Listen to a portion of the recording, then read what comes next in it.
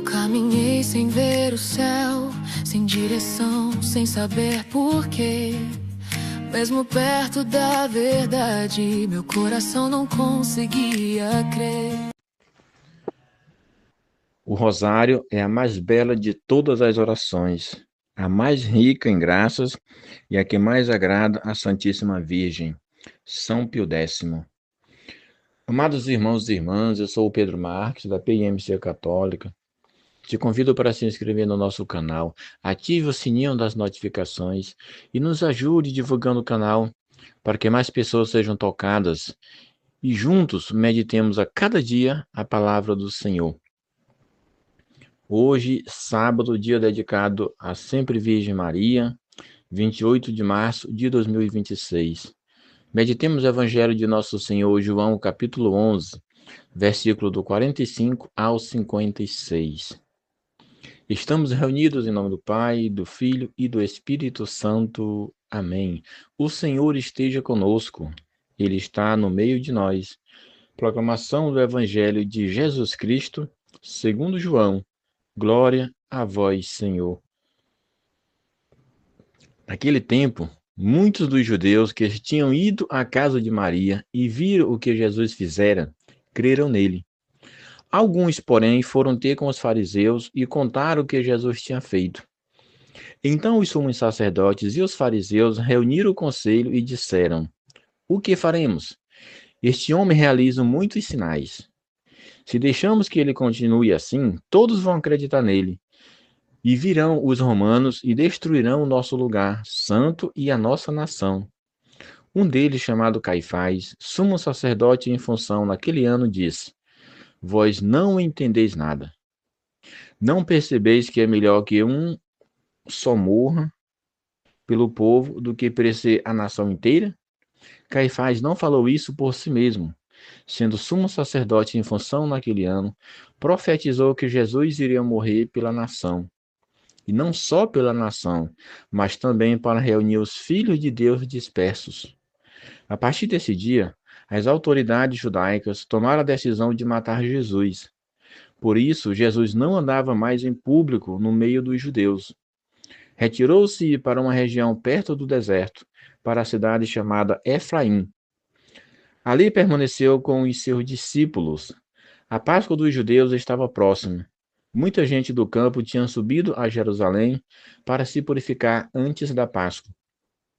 Procuravam Jesus e, ao reunirem-se no templo, comentavam entre si: O que vos parece? Será que ele não vem para a festa?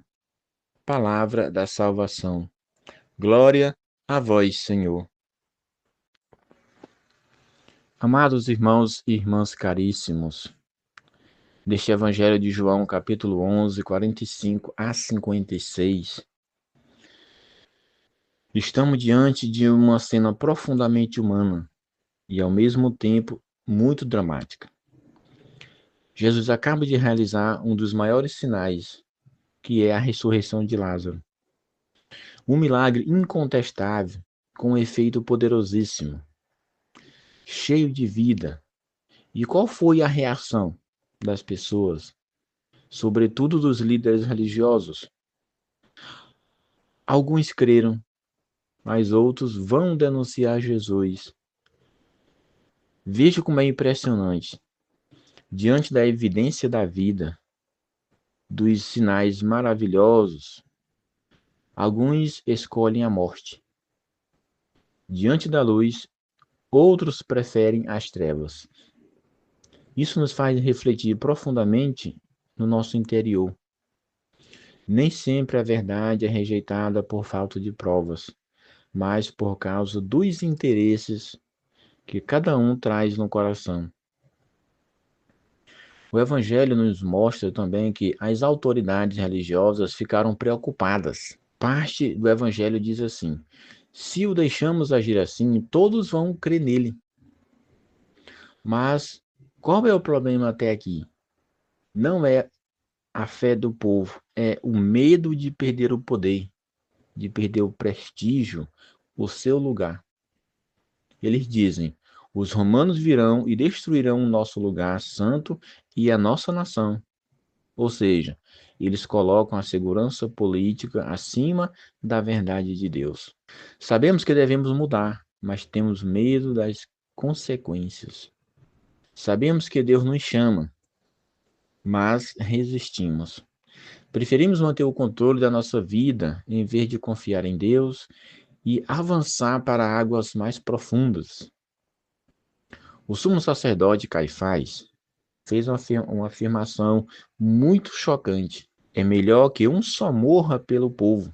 Ele pensa em eliminar Jesus para preservar a estabilidade do sistema, da religião. Aqui está o grande drama. Quando Deus não cabe nos nossos planos, tentamos eliminá-lo. Como isso é triste. Como isso é triste e é tão fácil de acontecer, meus irmãos. Também hoje, eliminamos Jesus de diversos modos diferentes. Ignoramos a sua palavra, deixamos de viver a fé no dia a dia, adaptamos o evangelho aos nossos interesses, que falta alguém que nos apoie, e enfim, uma infinidade de argumentações. Queremos um Cristo que não nos incomode, que não exija uma conversão interior. Mas o verdadeiro Cristo sempre nos chama à mudança. Este Cristo que nos provoca, nos chama à mudança, nos chama a avançar para águas mais profundas, para uma vivência do verdadeiro Evangelho. Este sim precisa ser seguido por cada um de nós. Mesmo que gere dificuldade nesse caminho, o Evangelho revela algo muito profundo. São João diz que Caifás, sem perceber, profetizou. Ele disse que um morreria pelo povo, e isso se cumpriu em Jesus, que morreria pela salvação de todos. Ou seja, Deus transforma até as intenções más em instrumento de salvação. O que era plano de morte se torna plano de vida. E isso nos consola profundamente, porque Deus nunca nos abandona. Deus nunca perde o controle da história. Mesmo nas situações difíceis, Ele está agindo. Até nas cruzes da nossa vida podem gerar ressurreição. E quantos sinais maravilhosos nós temos. Testemunho de pessoas que, mesmo em meio a um turbilhão de dificuldades, conseguiram receber graças e bênçãos, e muitos milagres aconteceram em suas vidas. O Evangelho termina dizendo que Jesus se retirou para uma região próxima ao deserto. Isso, fique claro que não é fuga, é prudência. Várias vezes Jesus disse: ainda não chegou a minha hora. Várias outras passagens diz que pegaram pedras para apedrejar, perseguiram, mas Jesus saiu do meio deles. Nem sempre enfrentar e avançar. Às vezes é preciso esperar o tempo de Deus. Quantas vezes queremos resolver tudo na nossa força, do nosso jeito, no nosso tempo? Mas Deus tem um tempo certo para cada coisa. O Evangelho de hoje, ele também nos faz uma pergunta muito direta e que exige de nós uma resposta séria. De que lado nós estamos? Do lado dos que creem e acolhem Jesus e a sua palavra?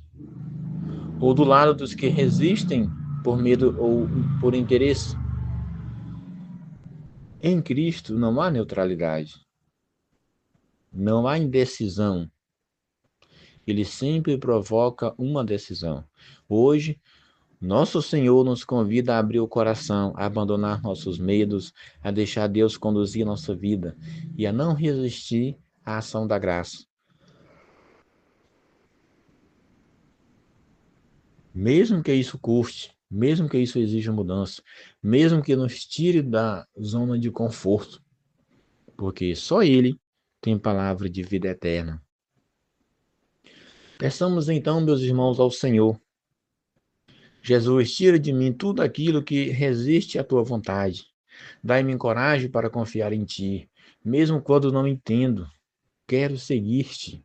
Mesmo quando custa, quero permanecer contigo.